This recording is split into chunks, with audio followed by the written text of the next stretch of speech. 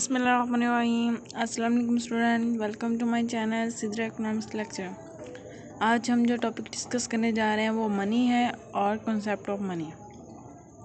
आज हमने 2 topic discuss करने हैं, एक मनी क्या होती है और दूसरा कॉन्सेप्ट ऑफ मनी। मनी का कॉन्सेप्ट कहाँ से आया और कब शुरू हुआ ये करना है। सबसे पहले देखते हैं मनी क्या है। Anything which has the properties of medium of exchange, standard of value, store of value and generally acceptability is called money। ठीक है। एनीथिंग मतलब कुछ भी चीज़ जिसमें ये प्रॉपर्टीज़ हों, ये खूबियाँ हों। कौन कौन सी? मीडियम ऑफ एक्सचेंज ये उसे कहते हैं कि आप पैसे कोई चीज़ लेनी है तो आप मनी दें और इनसे कोई चीज़ ले लें, यानी कि एक्सचेंज करने की कैपेसिटी हो उसमें। ठीक है। मीडियम ऑफ एक्सचेंज हो। स्टैंडर्ड ऑफ वैल्यू मतलब उसकी ख़ास वैल्यू हो, यानी कि 10 रुपये का है ना, उसकी वैल्यू कितने है? 10 रुपीज़। ठीक है। यानी कि वो मनी जिसकी एक ख़ास वैल्यू हो। ठीक है। स्टैंडर्ड ऑफ वैल्यू मनी क्या होता है? स्टैंडर्ड ऑफ वैल्यू जिसकी ख़ास वैल्यू हो। स्टोर तो मतलब आप सब जानते हैं ज़रखेज़ करना, कि आप उसको ज़रखेज़ करके रख सकें। फॉर एग्ज़ाम्पल आपको अभी पैसों की ज़रूरत नहीं है तो आप अपने पास पैसे रख लें, जब आपको ज़रूरत होगी तो देन आप यूज़ कर सकें। ठीक है। Store of value. ठीक है। मनी क्या होती है? जिसमें 3 प्रॉपर्टी हो। मीडियम ऑफ एक्सचेंज यानी कि आप पैसे दे के कोई भी चीज़ खरीद सकें, और दूसरा होता है स्टैंडर्ड वैल्यू और इसकी ख़ास वैल्यू हो, स्टैंडर्ड में के ख़ास लेवल की वैल्यू हो। और थर्ड क्या है? स्टोर ऑफ वैल्यू कि आप उसको स्टोर करके रख सकें, गले सड़े नहीं, जब आपको ज़रूरत हो देन आप यूज़ कर सकें। ठीक है। और generally acceptable is called money, यानी कि और ऐसी मनी हो जो हर कोई एक्सेप्ट कर ले। आप किसी को कोई चीज़ खरीदना चाहते हैं ना, आप उसको 10 रुपये दें, वो ये तो नहीं कहेगा कि ये मैं 10 रुपये नहीं लूँगा, ये इसमें ये मसला वगैरह, वो आसानी से ले लेता क्योंकि ये एक्सेप्टेबल होती है। यानी कि जो हमारी मनी एक्सेप्टेबल भी हो, जनरली आमतौर पर हम कह लें जो भी आम कानूनी होती है मनी, जैसे पाकिस्तान में है 1 रुपये का सिक्का, 2 रुपीज़ का और 5 रुपीज़ का सिक्का, और नोट्स हैं 10, 20, 50, ये सारे क्या एक्सेप्टेबल हैं। आप में से कोई है जो आप 30 का नोट देंगे और अब कोई नहीं लेगा, क्योंकि ये एक्सेप्टेबल नहीं है, क्योंकि हम ये यूज़ ही नहीं करते हैं। ठीक है। मनी आई थिंक आपको समझ आ गया होगा। मनी वो होती है जिससे हम कोई भी चीज़ खरीद सके, उसकी कोई ना कोई वैल्यू हो और हम उस वैल्यू को स्टोर कर सकें, यानी कि मनी को स्टोर कर सकें। बहुत जनरली ये है कि जो हर कोई एक्सेप्ट कर ले उसे हम मनी कहते हैं।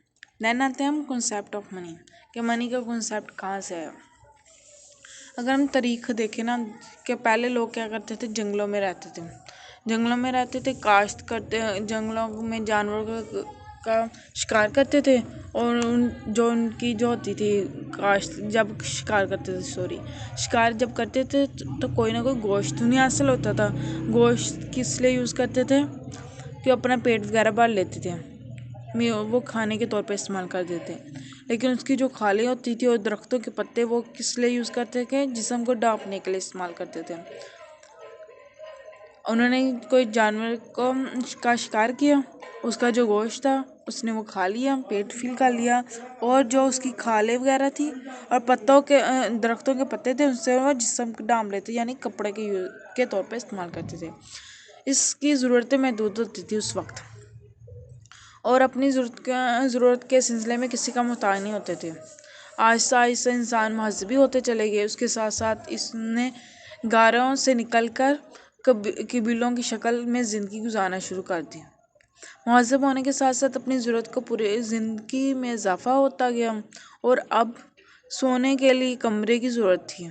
ठीक है। पहले क्या था, जंगलों में रहते थे, जो भी मिला, जहाँ भी जगह मिली सो गए, जो खाने को मिला खा लिया, जो पहनने को मिला पहन लिया। देन महज़बी होते गए लोग, तो देन उनको सोने के लिए भी कमरा के चाहिए, और खाने पीने के लिए एशिया खुद नोशी की तलाश करने लगे, कि खाने पीने के लिए ऐसी एशिया इस्तेमाल की तलाश करने लगे जो इसके लिए सेहतमंद हो, और पहनने के लिए कपड़े हासिल करने लगे। चुनाचा उन ज़रूरत को पूरा करने के लिए लोगों ने क्या करना शुरू कर दिया, बार्टर सिस्टम यूज़ करने लगे। मैंने पिछली वीडियो में बताया था कि बार्टर सिस्टम क्या होता है। बार्टर सिस्टम यही होता है कि डायरेक्ट लेन देन। आपने कोई चीज़ लेनी है ना, तो आप उसे एक चीज़ दें अपने पास जो है, और उससे दूसरी चीज़ ले लें जिसकी आपको ज़रूरत है, वो हमारे होता है बार्टर सिस्टम।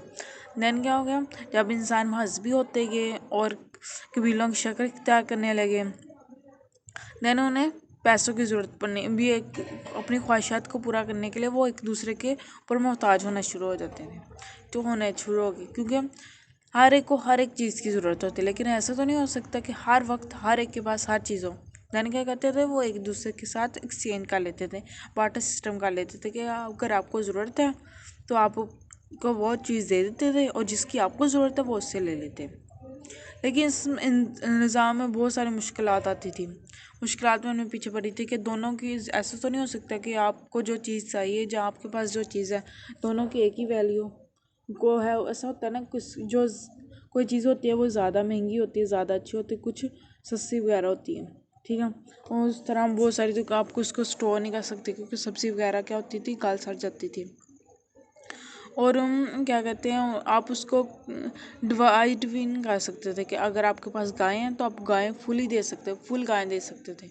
ऐसा तो नहीं आपको गाय का कुछ पीस देने, आपको थोड़ी सी चीज़ की ज़रूरत है। इस तरह भी बहुत सारी मुश्किलात होती थी। दैन क्या इंट्रोड्यूस हो गया, दैन इन क्या कहते हैं महलों की वजह से लोगों ने सिक्के वगैरह शुरू कर दिए। सिक्के कह लेंगे, पहले क्या चीज़ें देते थे एक दूसरे को, देन उन्होंने क्या करना शुरू कर दिया, सिक्के यूज़ करने शुरू कर दिए, दाती सिक्के। दाती सिक्के कौन कौन से होते हैं, इब्तदाई में दाती कीमती सिक्के होते थे, सोने चांदी के टुकड़ों को काट कर बतौर ज़र इस्तेमाल करते थे। ये लोगों में मकबूल रहा, लेकिन एशिया के मुकाबले में ये ज़्यादा पायदार और काबिल कबूल था। इन टुकड़ों के मुख्तलिफ इकाइयों को यकसा बनाने के लिए बाकायदा सिक्का साजी शुरू कर दी, और मुख्तलिफ हुकूमती, तिजारती और सनती सरगर्मियों को तेज़ करने के लिए एक दाती निज़ाम, दो दाती निज़ाम और कसीर दाती निज़ाम आजमाया। ठीक है, पहले वो एक चीज़ देते थे, दूसरी चीज़ ले लेते, देन उन्होंने दाती सिक्के यूज़ करना शुरू कर दिए। दाती सिक्के उन्होंने तो सोने चांदी के सिक्के वगैरह लेन देन शुरू कर दिए, ठीक है।